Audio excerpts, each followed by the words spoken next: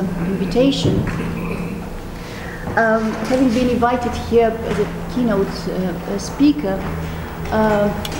you can imagine I was wondering what I should talk about.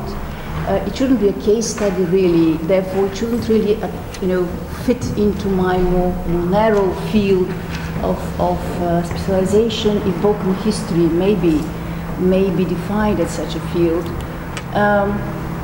But on the other hand, of course, it cannot possibly be overgeneralized, because this is a very competent audience.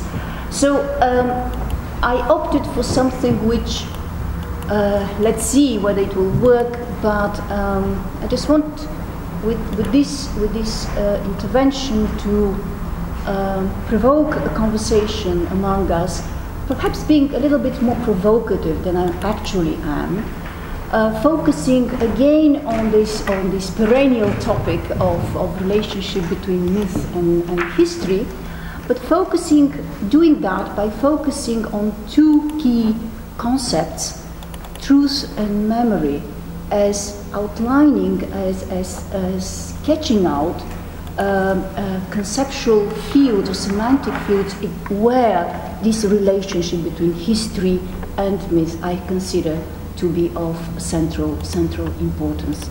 Therefore, the subtitle of my presentation, entitled "The Perenniality of Myth-Making and Myth-Breaking," is on truth and memory in the study of history.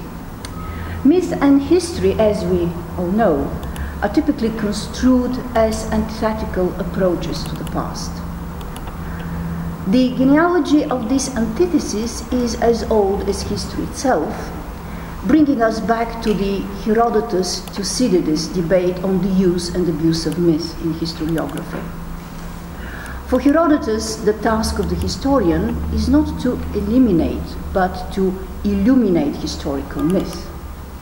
For myself, he wrote, my duty is to report all that is said, but I'm not obliged to believe it all alike. End of quote. It was Herodotus' uncritical attitude to his sources, however, that led Thucydides to accuse him of leaving historical truth and himself exposed to all kinds of distortion and manipulation. For Thucydides and his fellow rationalists, the mythics signified any story that could not be tested or inquired about. Of the events of the war, he wrote, I have described nothing but what I either saw myself or learned from others of whom I made the most careful and particular inquiry. Even if disappointing to the ear, he continued, his historical narrative was written for the one who, I quote, desires to have before his eyes a true picture of the events which have happened, and of the like events which may be expected to happen hereafter in the order of human things. End of quote. Thus, mythos, the word as decisive final pronouncement, came to be contrasted to logos, the word whose validity or truth can be argued and demonstrated. This original controversy has been since reiterated in various controversies. On the whole, however, professional historians have followed Thucydides rather than Herodotus. The establishment of history as an academic discipline, predicated on exact measures of verification, signaled the former's triumph. Scientific source criticism became the logos, that is, it came to stand as the truthful history, getting the facts straight and doing away with falsehood or myth.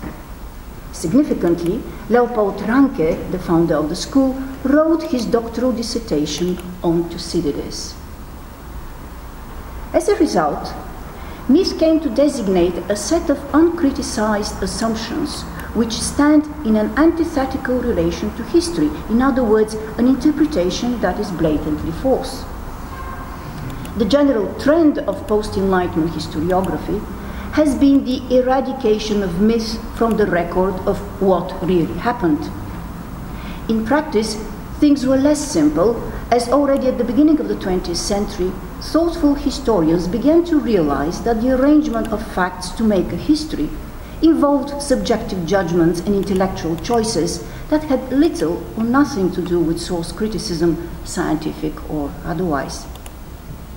Yet professional historians in the main have remained convinced that myths are the opposite of facts, that presentations of history distorting demonstrable facts are mythical.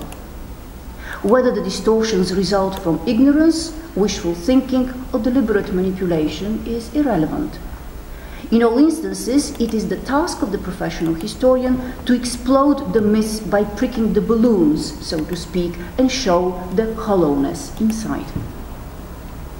Remarkably, professional history's crucial complicity in the politics of nation building, rather than shattering the faith in its objectivity and truthfulness, came to buttress the objective, the truthful, shall we say, scientific nature of nations. Underneath this positivist mainstream, however, there operated a number of subversive currents which ultimately led, especially during the last three decades, to remarkable methodological and epistemological changes. Here I shall not elaborate on all these currents, but will instead offer a few major snapshots that seem to me to encapsulate most forcefully the outcomes of these changes in view of the way they have affected the relationship between myth and history.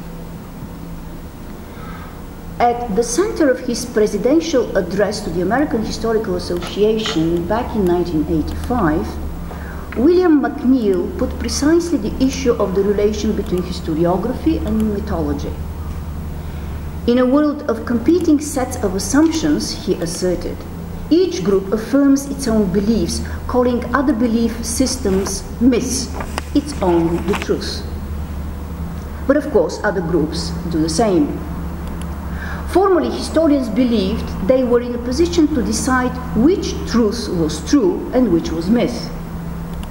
But this is not possible in the postmodern age. The principal question for the historian, therefore, is not what is truth with a capital T. For in McNeill's words, this unalterable and eternal truth remains like the kingdom of heaven, an eschatological hope.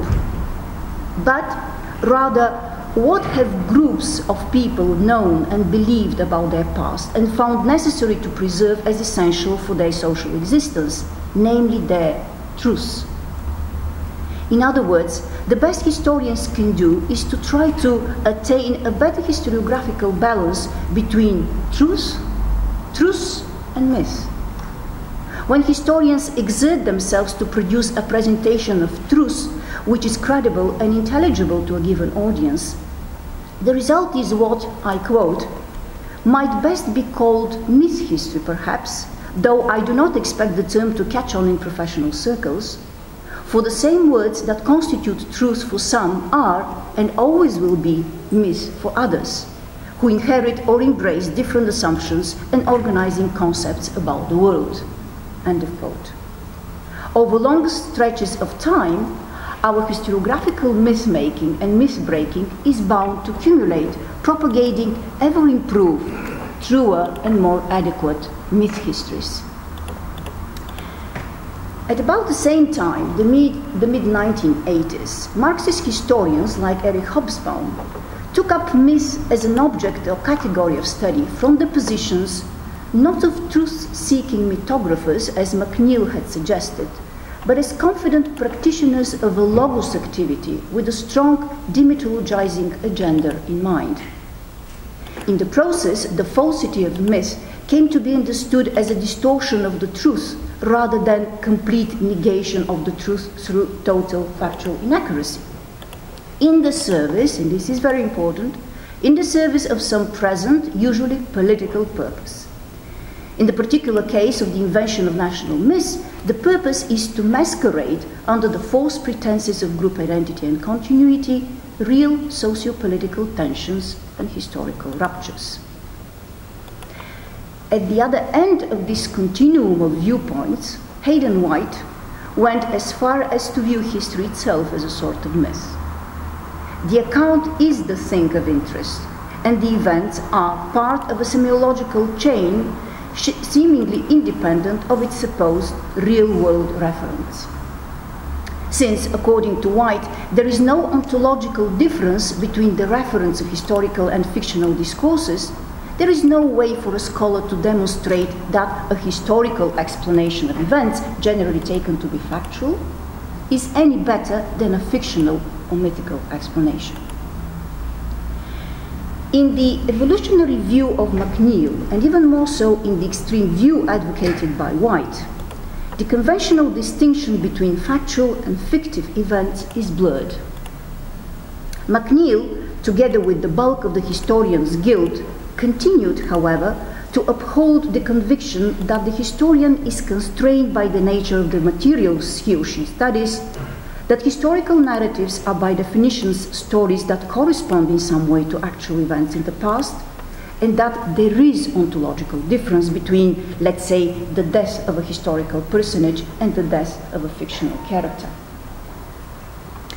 At the same time, it had become equally obvious that historians could no longer escape the awareness of the problematic relation of documents to events and to culturally conditioned and therefore mythical nature of the reality grid through which they view the past. The series of turns during the last 20-odd years have strongly problematized the historian's ability to, in Ranke's words, get at the past on its own terms and study it for its own sake. The study, any study of history, is bound up with the present not by choice, but rather by epistemological necessity. One cannot get outside of one's own historical milieu and look at the past, or rather traces of the past, with ahistorical eyes, as it were.